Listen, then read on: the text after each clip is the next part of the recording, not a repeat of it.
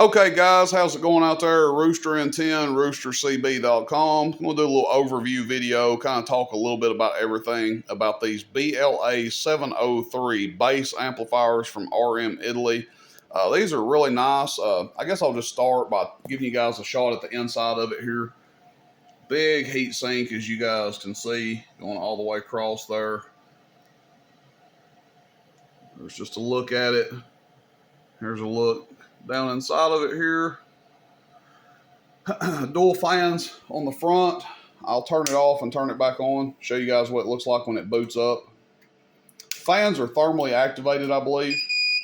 They will boot up initially when it turns on, but then after that, I think they only turn on when the amp reaches a certain operating temperature. Features-wise, it's pretty much like any other RM Italy amp you guys are used to seeing. Same kind of stuff, except this has a standby on it, being a bass amp.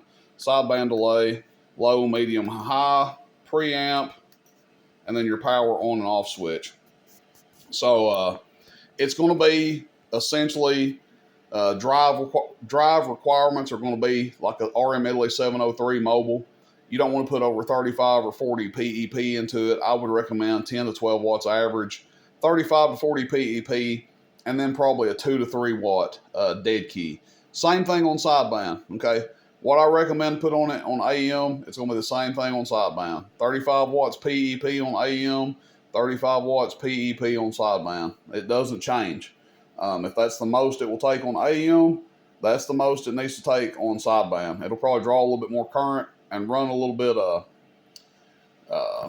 harder. It'll draw more current on sideband, but that's just the nature of it. So that's my recommendation going into it. We'll test it. I've got my little unit N66 hooked up to it. Of course, it doesn't do sideband, but as I've reminded people in the past, they say, well, you didn't show how much power to do on sideband. The amplifier is going to amplify what's put into it, okay? If you put 35 watts PEP into it on AM and it does 600 watts, it's going to do 600 watts on sideband with 35 watts PEP. Okay, that's just how it operates. So let's talk about it here a little bit. Something you need to know if you buy one of these, and I'm not sure that I'll be selling them in the future. I may. I got a couple of them right now. Probably going to keep this one for myself. And then I got a friend that wants the other one, or he said he did. We'll see if he wants it or not. But I'm probably going to keep one for myself because I like them. But something you need to know if you buy one of these. They do require a slight modification to the inside, and I'm going to use some finger quotes here, to work the way we want them to work. Okay, I know the quotes didn't line up with my words, but you guys kind of get where I'm coming from. It needs a very slight modification to the inside, okay? That's why I've got the covers off of it. Otherwise, I wouldn't take the covers off because they come with seals on them. That being said, if you buy one of these from me and you say, well, I thought I was getting a new amp. This thing's been taken out of the box and the seal's been broken on it. Okay, unless you want to modify it yourself, the seals are going to be broken on it. All right, just want to clear that up. The other thing, this amp has a very aggressive protection mode on it that they've even put out kind of a bulletin about. So I think they went a little bit overkill on it, personally. But they put out a little bulletin about how to tone that thing down, tame it down. Essentially, the protection mode that it's got, it will, if you put a radio into it that's dirty, it will kick it into protection mode. Now, that's the way it's supposed to work. I will tell you guys that I hooked up a stock radio to one of these, and it still kicked it into protection mode. So I think it's a little bit aggressive. Again, could the stock radio have had some harmonics down the line? Probably did. Wouldn't doubt it a bit. And, you know, I know a lot of people these days are really tied up on the spectrum analyzers, and they want to see if it's throwing a harmonic, you know, a million channels down the band. Look, even a lot of stock radios are going to have some sort of second or third harmonic that shows up if you look far enough. It's just the way it is. When you modify a radio, you increase that likelihood. But that being said, there's obviously a line to be drawn between hacking something to pieces and getting the best performance out of it. But that's a conversation for another day. even after it's been tamed down, you have to tame it down. You have to go into the front of it here. You have to hold a couple of buttons down. There's a button sequence to tame it down. Even after it's been tamed down, I have heard that some radios will still kick it into protection mode if they're too dirty and if you just sit there and audio into the mic. I can't get it to do it here with my little unit in. So maybe that's a good sign that my unit in isn't filthy dirty. But I can't get it to kick into protection mode with it, even audioing or whistling into the mic. So just know that if you get one of these and that sequence hasn't been done on the face, and it keeps going into protection mode, either A, it's been done and your radio is way too dirty, or B, it hasn't been done and it needs to be done to run your radio. Okay. So that's just a couple things about it. Now, I mentioned earlier that I may or may not get more of these. And you say, well, heck, if you like it so much and such a nice amp, why wouldn't you get more of them? They're pricey. Okay. This is a very well built, very nice amp with some cool features on it. It's heavy. I mean, this thing weighs, it's a 30 pound plus, 30, 40 pound amplifier. It's heavy duty built. Big heat sink in it. That said, it is expensive. Okay, I don't remember exactly what these are going for. I'd have to look and see what I paid for them and kind of see what everybody else is charging for them.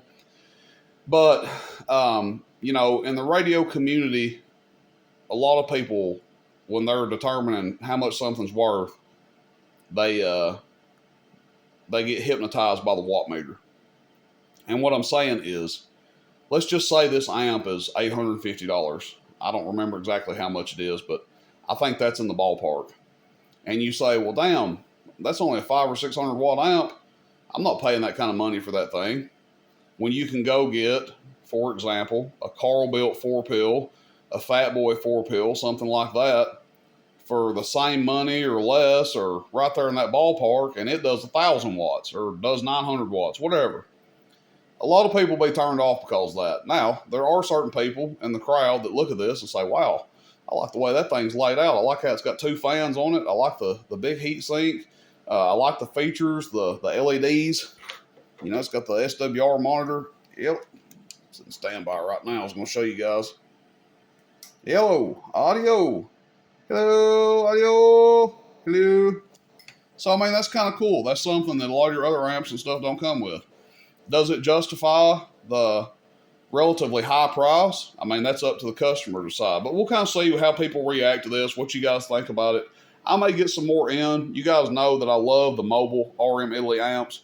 I will continue to get those in. I just got a couple of these bass units in just to play with. I wanted one for myself more than anything. So we'll see. You know, I may carry some down the line. I may not. But let's show you guys how this thing does on the watt meter here. We'll test it out.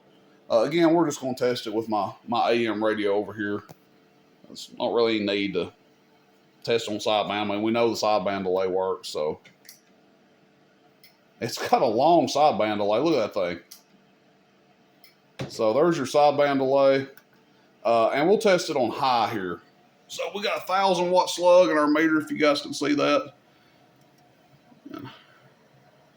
And this is on high, so we're looking at the bottom scale. Average power. Hello. Hello. So we're not kicking into protection or anything. That's good.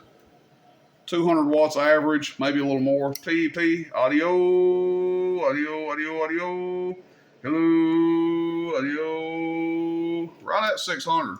I just got this thing plugged into a power strip too, so right at 600 PEP. Let's go to medium. Hello, audio, audio, 400. Low. Hello, audio, audio. That's pretty dang cool right there, guys. Audio, 1, 2, 3. So 200 and some change on low, 400 on medium, and almost 600 on high. Back to high. Hello, audio, 1, 2, 3. Audio, 1, 2, 3. Audio, audio. Alrighty. So that's it. That is the gist of this thing.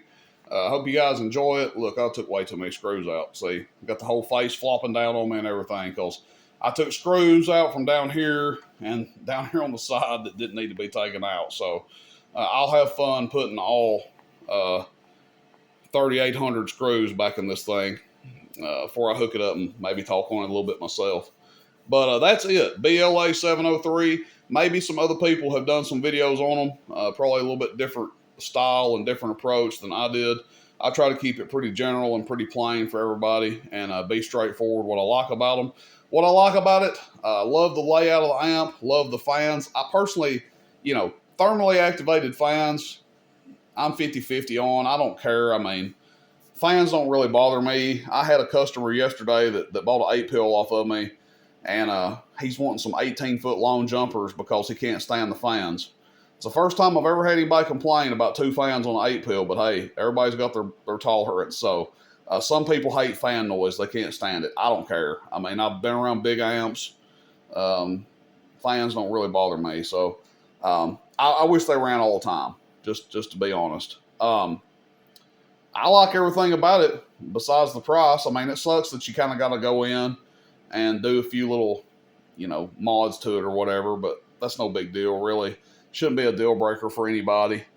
But let me know what you guys think. BLA703 by RM Italy.